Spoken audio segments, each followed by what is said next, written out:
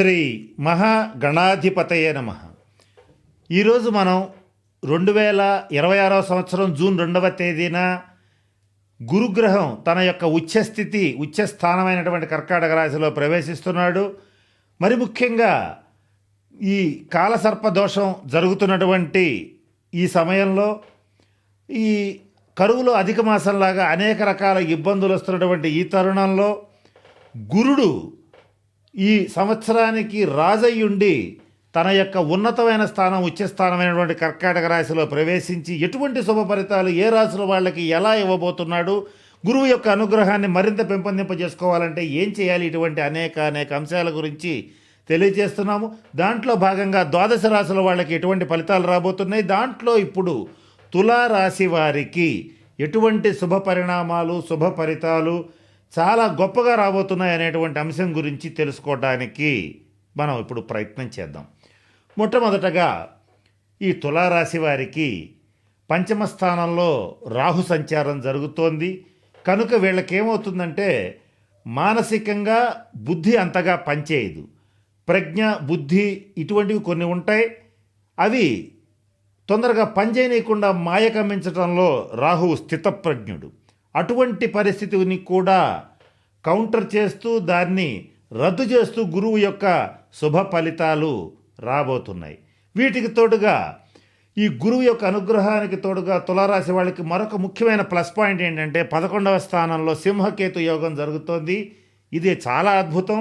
దీంతో పాటుగా 6వ స్థానంలో ఉన్నటువంటి శని సంచారం, ఇది ఇంకా అద్భుతమైనటువంటి విషయం.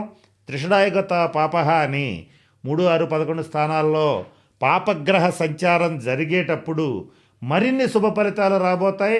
మరి ముఖ్యంగా తులారాశికి రాజయోగ కారకుడైనటువంటి శని 6వ స్థానంలో సంచరించడం మంచి యోగం. ఇన్ని ప్లస్ పాయింట్స్ ఈ 12 రాశుల్లో ఎక్కువగా తులారాశి వారికే ఉన్నాయని చెప్పి మనం నిర్ద్వందంగా సుస్పష్టంగా చెప్పవచ్చు. ఎటువంటి శుభ ఫలితాలు గురువు వీటిని ప్రమోట్ చేస్తూ ఇవ్వబోతున్నాడు అనేటువంటి అంశం గురించి కూడా తెలుసుకోవడానికి ఇప్పుడు మనం ప్రయత్నం చేద్దాం. మొట్టమొదటగా తులారాశి వారికి ఆర్థిక పరమైనటువంటి అంశాల్లో అద్భుతమైనటువంటి రాజయోగం ఇవ్వబోతున్నాడు. అంటే మీరు కొంచెం కష్టపడితే చాలు, తప్పనిసరిగా ఆర్థికంగా అభివృద్ధి సాధిస్తారు.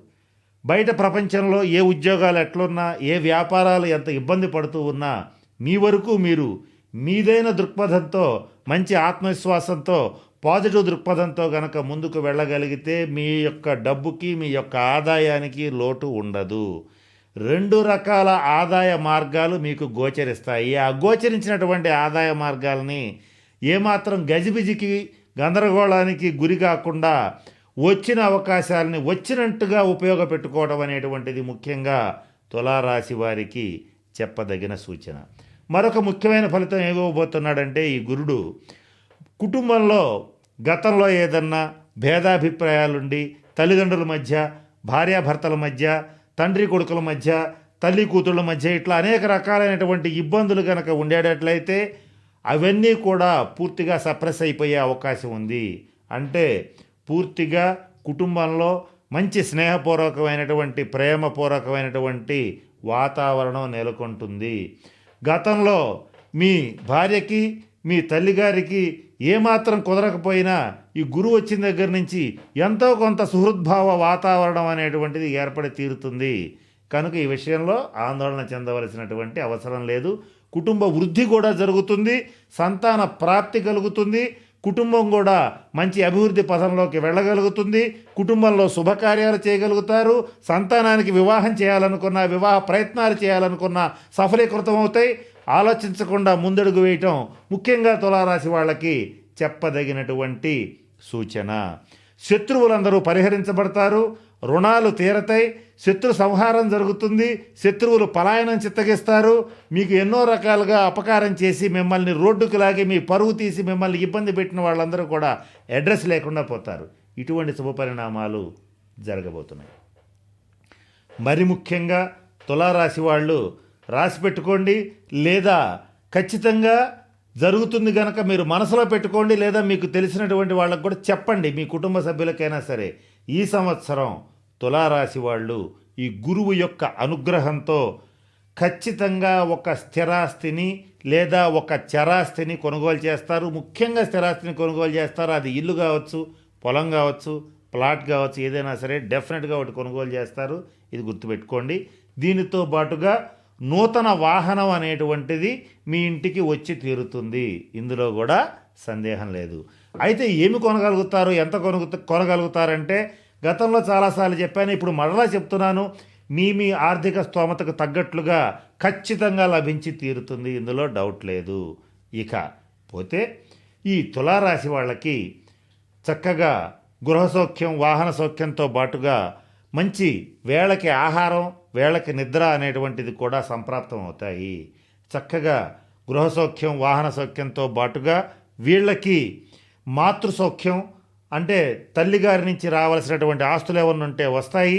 లేదా తల్లి తరఫు బంధువుల నుంచి కానీ, తల్లిగారి నుంచి కానీ ఆర్థిక సహాయం కానీ, కనీసం మోరల్ సపోర్ట్ అయినా సరే లభించి తీరుతుంది. ఇది ముఖ్యంగా తులారాశి వాళ్ళకి ఉన్నటువంటి ప్లస్ పాయింట్స్. ఇకపోతే తులారాశి వాళ్ళకి శత్రువుల మీద విజయం సాధించడం నల్లేరు మీద నడకలా ఉంటుంది. కోర్టు కేసులు ఏమన్నా ఉన్నా, మధ్యవర్తి పరిష్కారాలున్నా ఇక జూన్ 2 తర్వాత మీదే విజయం. ఖచ్చితంగా మీకే అనుకూలమైనటువంటి తీర్పులు వస్తాయి.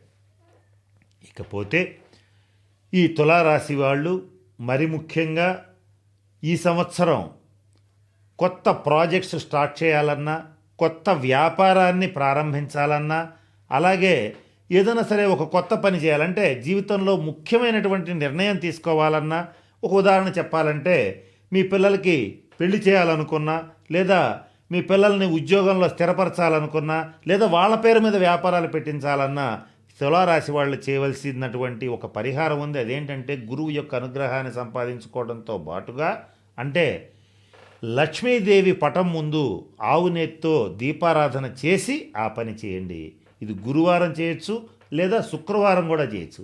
ఈ 2 రోజుల్లో ఎప్పుడు చేసినా సరే ఆ పని చేసిన తర్వాతనే ముఖ్యమైన నిర్ణయం తీసుకోండి. విజయం లభిస్తుంది. ఆర్థికంగా చాలా బాగుంటుంది. తర్వాత దత్త చరిత్ర పారాయణ చేయండి, గురు చరిత్ర పారాయణ చేయండి, దత్త మందిరాన్ని సందర్శించండి.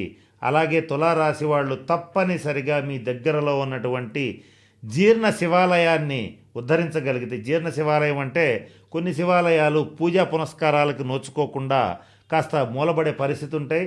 వాటిని మీరు ఆర్థికంగా కానీ లేదా సేవరీత్యా కానీ ఎలా చేస్తారనేది అనవసరం. ఎంతో కొంత సేవ చేసి ఆ శివాలయాన్ని గనక మీరు కొంచెం డెవలప్ చేయటం కానీ, ఆ శివాలయంలో మీరు పరిహారాలు పూజలు చేసుకోవటం కానీ లేదు, ఏమీ చేయలేకపోయినా కనీసం దగ్గరలో ఉన్నటువంటి శివాలయాన్ని సోమవారం నాడు కానీ గురువారం నాడు కానీ సందర్శించి శివారాధన చేయటం, లేదా శివుడి చుట్టూ ప్రదర్శనలు చేయటం, వీటిల్లో ఏ పని చేసి మీరు చేయాలనుకున్న పనిని ప్రారంభించినా అంటే ఫస్ట్ ఇది చేసి తర్వాత మీరు ఏ పనైనా ప్రారంభించాలి, ఏ వ్యాపారమైనా ప్రారంభించాలి, ఏ ముఖ్యమైన పనైనా మొదలు పెట్టాలి. ఇలా చేస్తే ఆ పనిలో మీకు విజయం లభించి తీరుతుంది. ఇది నిర్వివాదమైనటువంటి అంశం. గత కొద్ది కాలంగా ముఖ్యంగా కొన్ని సంవత్సరాలుగా ఈ తులారాశి వాళ్ళు ఎదుగు బొదుగు లేనటువంటి జీవితాన్ని గడుపుతున్నారు. ఎంత ప్రయత్నం చేసినా కూడా చాలా ఇబ్బందులు కలుగుతున్నాయి. కనుక వీళ్ళు ఖచ్చితంగా గురుడు యొక్క అనుగ్రహం వీళ్ళ మీద ఉన్నప్పటికీ కూడా గురువు యొక్క అనుగ్రహాన్ని పెంపొందింప చేసుకోవడానికి వ్యక్తిగత జన్మజాతకరీత్యా కానీ, నేను చెప్పినటువంటి పరిహారాలు కానీ, మన వాయిస్ ఆఫ్ వేసం ఛానల్లో చెప్పబోయేటువంటి పరిహారాలను కానీ కాస్త జాగ్రత్తగా పాటిస్తే తప్పనిసరిగా విజయం సాధిస్తారు. చక్కగా ఆత్మవిశ్వాసాన్ని పెంపొందింప చేసుకుని తులారాశి వాళ్ళు తప్పనిసరిగా మంచి స్థాయికి వెళతారని, ఆర్థిక అభివృద్ధి పొందుతారని, మంచి ఉన్నతమైనటువంటి స్థానంలో ఉండాలని మనస్ఫూర్తిగా పరమేశ్వరుని ప్రార్థిస్తూ సెలవు తీసుకుంటున్నాను. స్వస్తి.